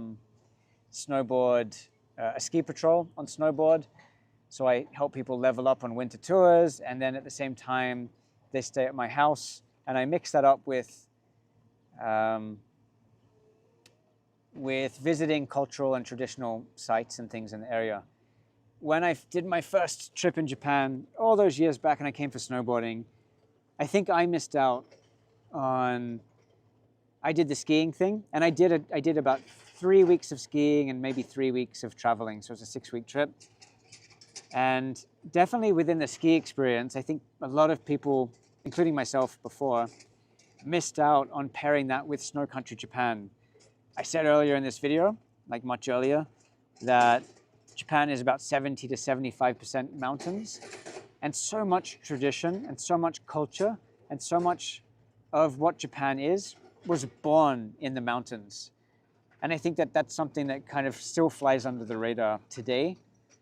So I tried to, with my stay in Miyoko, I tried to help people experience that based on what they're looking for too. So those tours, I'm going to expand that to different times of the year as well. It's only been winter, but that's part of the reason I'm out now. I'm just kind of scanning to see, I'm traveling in some way. This is my work in some way. I'm kind of scouting and seeing what I think would work for people and trying to pair up a good itinerary for general tours between Niigata, for now, Niigata, Toyama, Nagano, and the surrounding areas, Gunma, Ishikawa, and I want to keep building that out through Japan. I was speaking to an outdoor schools recently, and I'd love to pair that up with those guys too, and have some of the locals, the younger guys coming through and being part of those trips, those tours as well. So they give the depth of a Japanese person from a Japanese perspective who could be part of those trips to help guests and visitors experience Japan in the deepest way possible.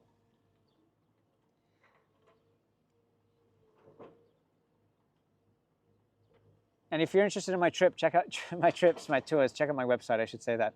It's orija.me if you're interested.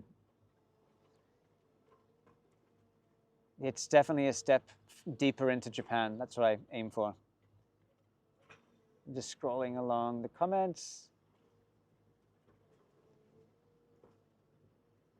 Someone's asking me, Frau is asking me, are you from US? So you choose to live in Japan forever, or you might go back to the States? I'm actually from Australia, but my parents are British, I'm from Australia, and I grew up between Sydney and London, and spent some time in Perth. But since I was about 18, I left Australia, and I've been kind of moving around. I've lived in Fiji, I lived in Japan multiple times, lived in US, I lived in the UK and Brazil. So I've kind of moved around a little bit and traveled quite a lot. My accent's a little bit different. Would I go back, to answer your question? So would you choose to live in Japan forever, or would you mind to go back to the States or Australia or wherever? I don't know. I think right now, I definitely would say, I wouldn't say Japan, I wouldn't say anywhere in the world for me is like, that's the place I'm going to be for the rest of my life. That's just how my personality has always been. I could imagine myself being in Japan when I'm older. I do think, I have a feeling that I will go somewhere else for some time and come back to Japan. It's hard to say. I've always searched for like a depth of experience through my life, where it doesn't matter where I am in the world, but I'd love to live in all different places around the world and just always feel like a baby and always feeling like I'm learning something new all the time. It's a big reason why I moved to Japan, just because there's so many new, fresh experiences as an adult that I could feel like this was something new again to me. It's kind of exciting for me to not be able to understand and to ask questions and learn, and not just kind of go through life feeling like I'm not stuck in a cycle, but it's too easy. I don't like knowing where I'm going when I'm driving, for example. I love getting lost. So yeah, hope that answers your question.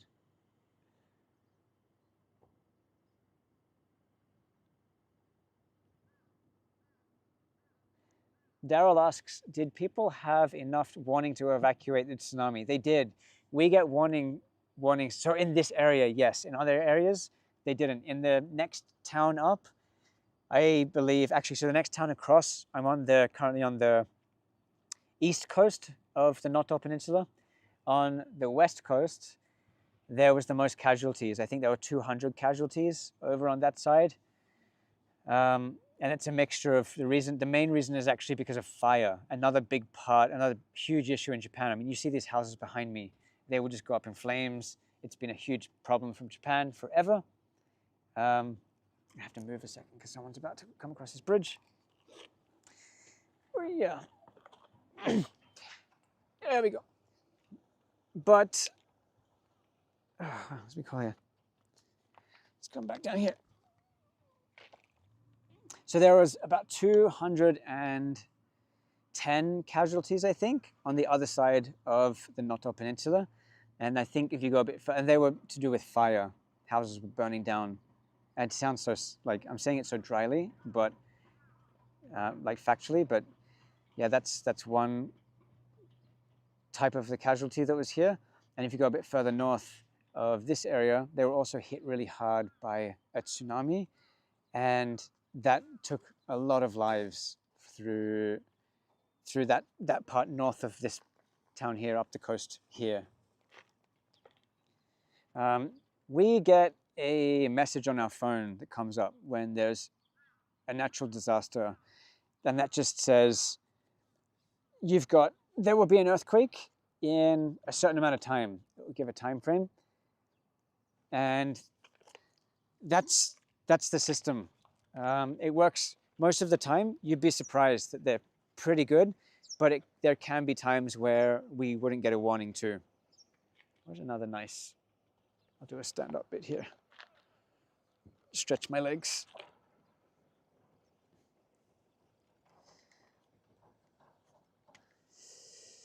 There we go. Back to this kind of crazy background.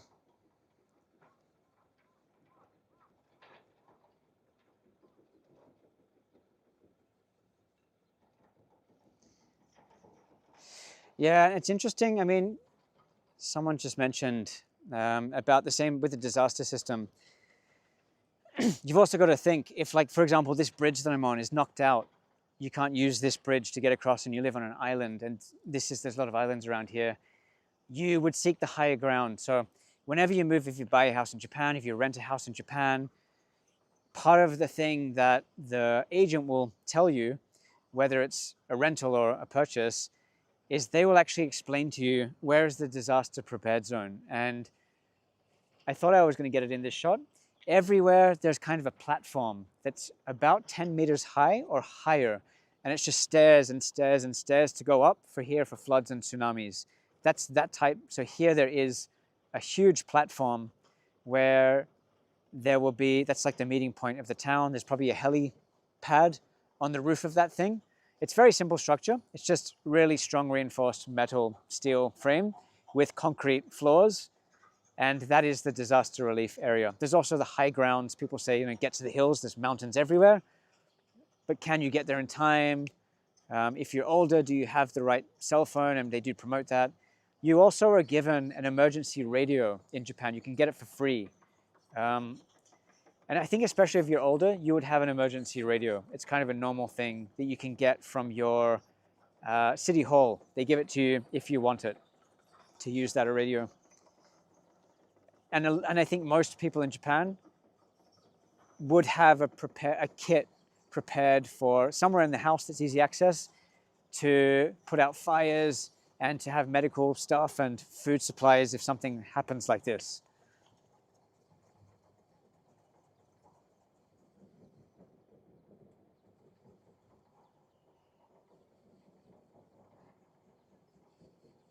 Scrolling up through some of the comments.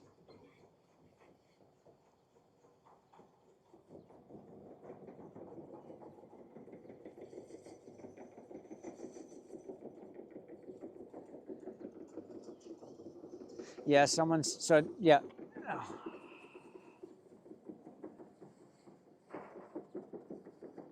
Yeah, and Daryl, you're saying as well to Arun, we also have sirens along with the radio and phone warnings and signs telling you that you're out of the tsunami zone.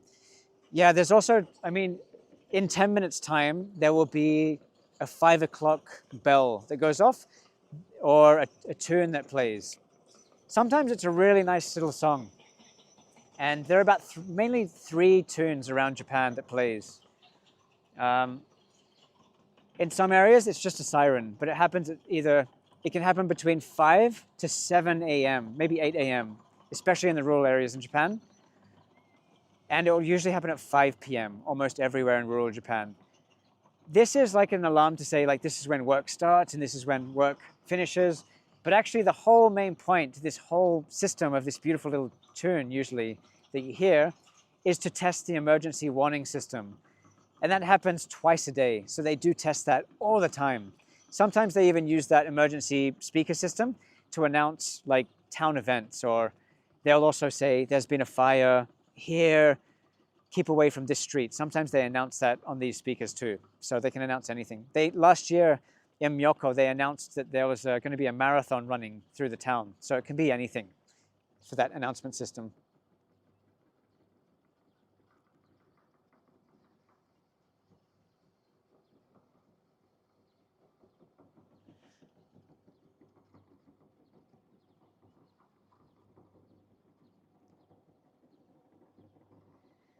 Unazaki Onsen, someone saying, Unazaki Onsen would be a great addition to a tour. For sure, Unazaki Onsen is super pretty. There are some of these places I've been surprised in Toyama that actually has a lot of tourism. Unazaki Onsen is one of the places with a lot of Chinese tourists, surprisingly. So I don't know, like everyone's gonna have, Russia has become really focused on Japan. Everyone's got to focus on Japan.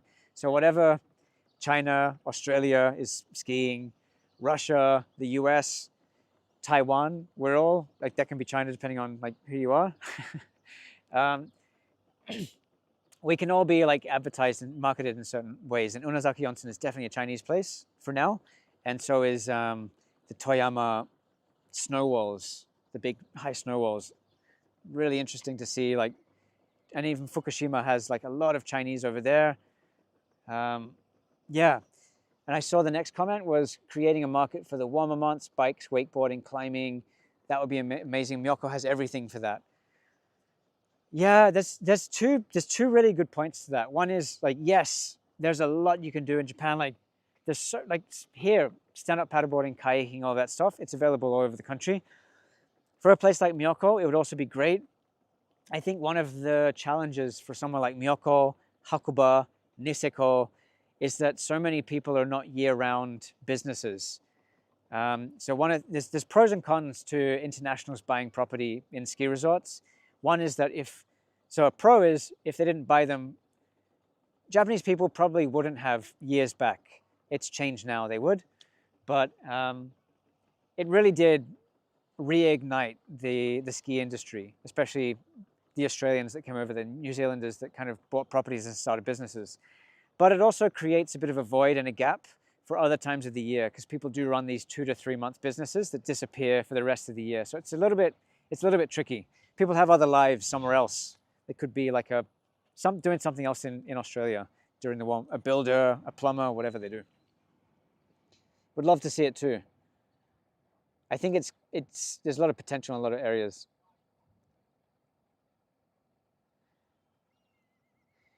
John asks, when a Japanese person dies in the house is left with everything in the house for the new owners to deal with often. It's case by case. If someone dies in the house, is everything left behind? Not always. Or you can even say if they didn't die in the house, but they just died and all of their stuff in a hospital or wherever, is all the stuff left behind? Not always. It depends on the family, depends on if they live close by, if they want to deal with it. It's kind of a personal situation. Yeah, it's very 50-50. So it would probably cost, it's less about the money and more about the time of organizing it and the effort to get rid of it than it is to spend the money to remove everything. It's actually cheaper than you think if you have the time. So it's not necessarily because it's expensive. That's a myth. It's people just don't want to use the time because they don't have it in Japan. People work hard, and on the weekends they're still doing something that they have commitments for. Frau says it's a fantastic stream. Thank you for that. I have to start work. Thank you so much. Thank you, Frau. Mata ne. Mata. Han from Malaysia. Can you please go to more hiking, temples, remote areas? Thanks. I'll be putting a lot. If you go on my Instagram, I've got a lot in there and I've got a lot to come, especially for Toyama. And I'm traveling now to just gather more places for like footage and yeah, I have a map. I don't know if you guys even know about that, but I have a map going on Rexby. If you just search Rexby map guy, it's going to be somewhere in this video too at some point. But I have a map that I'm growing for Japan. I've been to all of the prefectures and I'm putting hiking, temples, and remote stuff is all on my map already, and it's just growing more. That's what this trip was, to grow my travel map and to grow my tours. So check out my map, check out my tours, check out macguy.net because that's right, it all started. And they're still coming, there's still a lot to come. It's almost 5, yeah, I got a few minutes. Maybe I'll wait to the bell. I'll wait for the bell in 5 minutes and then I'll dip. Hey Matt, how is Japan for downhill mountain biking? Any places you recommend? For Rune, downhill mountain biking, there are 2 types of downhill mountain biking. One is using the cable, like using the gondolas. And for that, you'll only really find that in Niseko and Hakuba areas. Miyako is still growing that out. There might be in Naiba as well. So that's 3, I think, that offer downhill with a gondola or a, what's it called, chairlift access. But other places are offering there's a lot of other small places where you put your bike on the back of a truck and they drive you to the mountain, you do a lap, they meet you at the bottom, they drive back down there, and then you stick it on the truck again, you go back up again. So a lot of places offer that. Miyako has that too. And that's really fun. It's actually really affordable compared to Western countries. It's probably like 5,000 yen per day for a ticket, which is pretty reasonable. Plus, you got to pay for the rental. Watching from Thailand. Sad to see those houses behind you. Earthquakes are very scary. In late March this year, I experienced an earthquake in the north of Thailand. Enjoy watching videos. Hope you are safe, Arkak. Hope you are safe in Thailand. It's part of that kind of ring of fire area, this whole kind of down to the Philippines. I was just in the Philippines recently. It's so scary that this whole area can be affected, and all of these people are so warm and nice. It's such a shame to see. It's a shame to see that this is like part of the life, but it's also amazing to see how people have come together and like been fighting against this. Warm hi from Ukraine. Hey, what's up, Ukraine? Hope everything's good over there. We have quite a few Ukrainians that moved over to Japan. Such awesome people too. Very adventurous. Love the Ukrainians. Daryl says, when you make it back to Oahu, I'll take you the best steak on the island. Little Joe's Steakhouse. Oh, I don't know if I've been there, but I would love to try it out. And I love Oahu. It's always going to be special in my heart. I don't know if you want to call it living, but I spent about 6 months just north of Diamond Head on Diamond Head Road. So I I spent a lot of time very close to Waikiki as well. Loved it. One of the best times of my life. There's a lot of similarities with the landscape and what you can do, I think, between Japan and Hawaii. Am I going to save this live? Yeah, I'll put it up after. So I'll always I'll upload this as soon as it's done, and you'll be able to watch it again. I think the comments show now before they didn't. So you should be able to see this if you wanted to come back to this. But I really wanted to get my live reaction for this video. I didn't want to make this a kind of a walk around. I didn't want to make this into a documentary style. The sun is up here. If you can see that up there. So at 5 p.m. I think sunset's around 7 now. We've got 1.5 minutes. Flip this around a little bit so you can see what I can see. These guys are still working at 5, but they're about to finish up.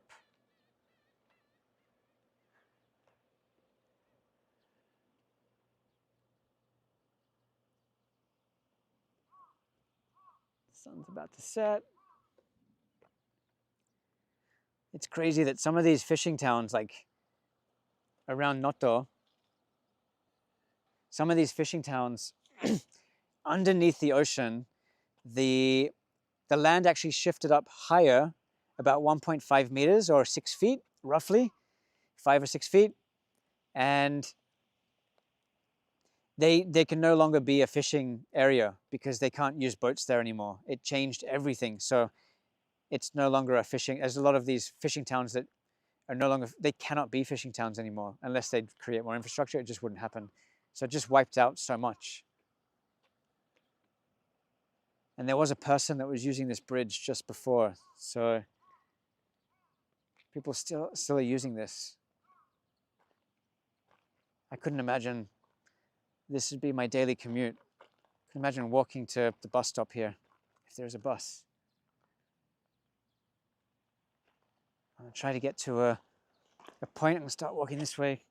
A few seconds until the bell should ring. Let's see if it rings here.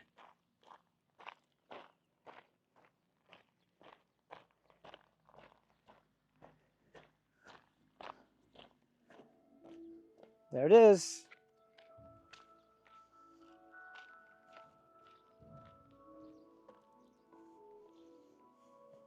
Can you hear the faint bells?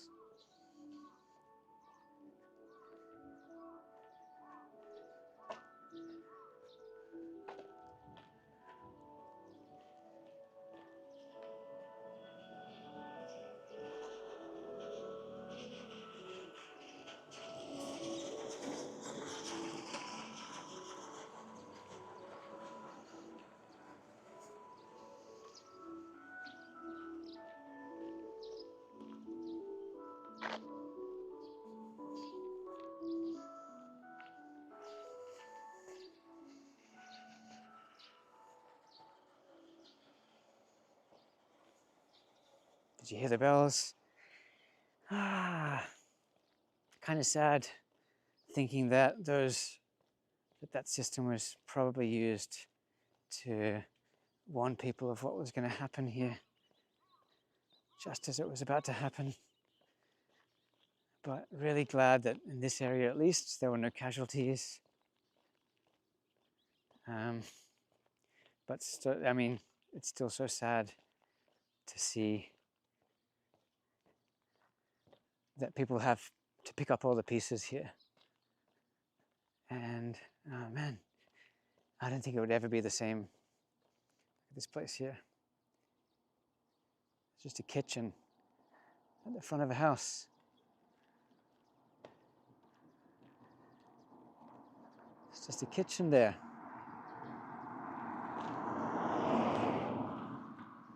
That's a school up ahead.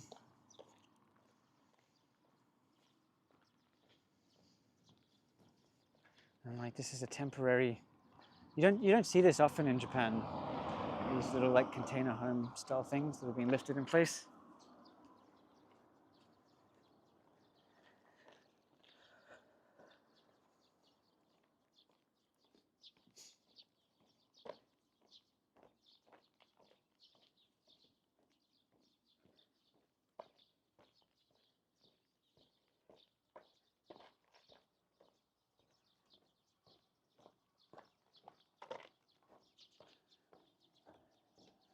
All right. It's so quiet here.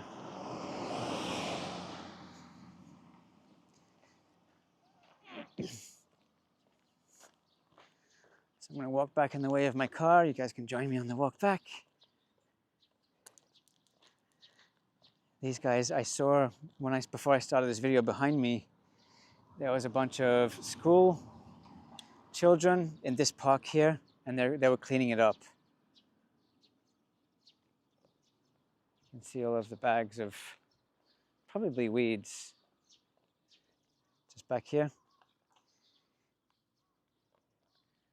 And all of the debris from what was a park and temple back here.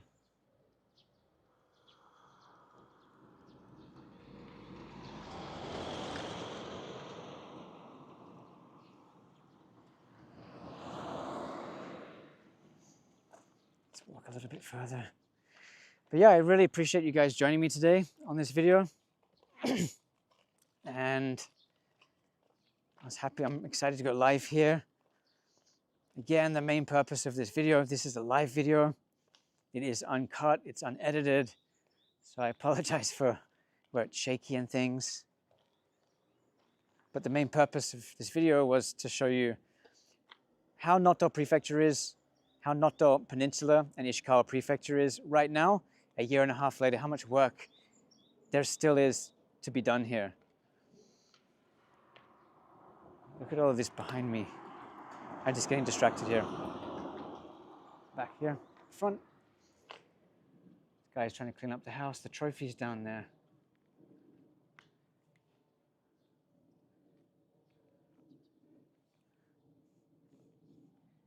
Empty house. That roof is just falling to the left. All of the cracks up the top. The road here, it's uplifted. Steel, concrete, just uplifted.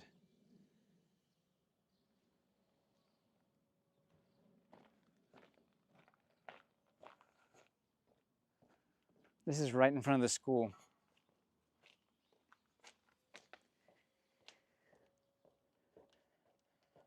A new house being built on the left here. Another new house. It's great to see people coming back.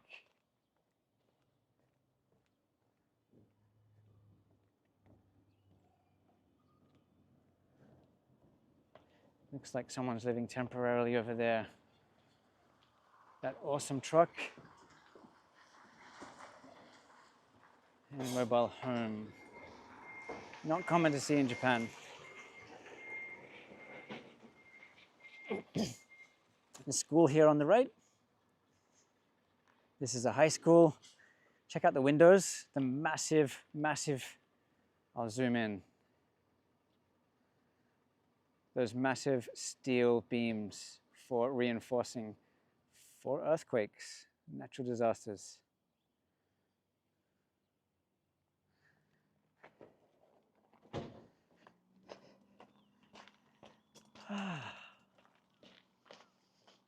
Yeah, so while I think it's really sad to see what's happened here and how much effort people have to just live a regular life. It's something that I hope people don't have to experience. But I think the good side of it is to just see how determined people have been, the strength of this community to come together and to keep pushing to bring it back the best that they can. It's just crazy. It's amazing to see everyone's out here. Not just the people that are paid to be here, but the volunteers and also the people that live here and doing their best to take care of their properties and other people's. I'll do some research, and on this video and the description, I'll do my best to try to find some volunteer groups for those who are interested in this sort of stuff and put links of that in the description of this video wherever I can.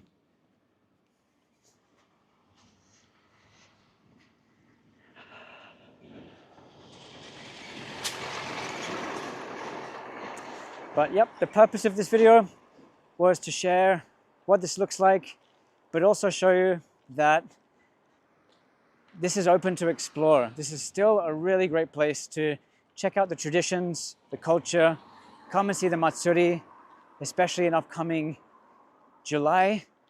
In the summer months, it's going to be hot, but that's when the best Matsuris are across Japan. But I think these ones are really special, and I'm going to do my best to come back here and try to document some of those things, because when I saw them in the local museum, I just got super excited about that. So I wanted to promote this area. I do want to say it's safe to travel here. It's pretty interesting.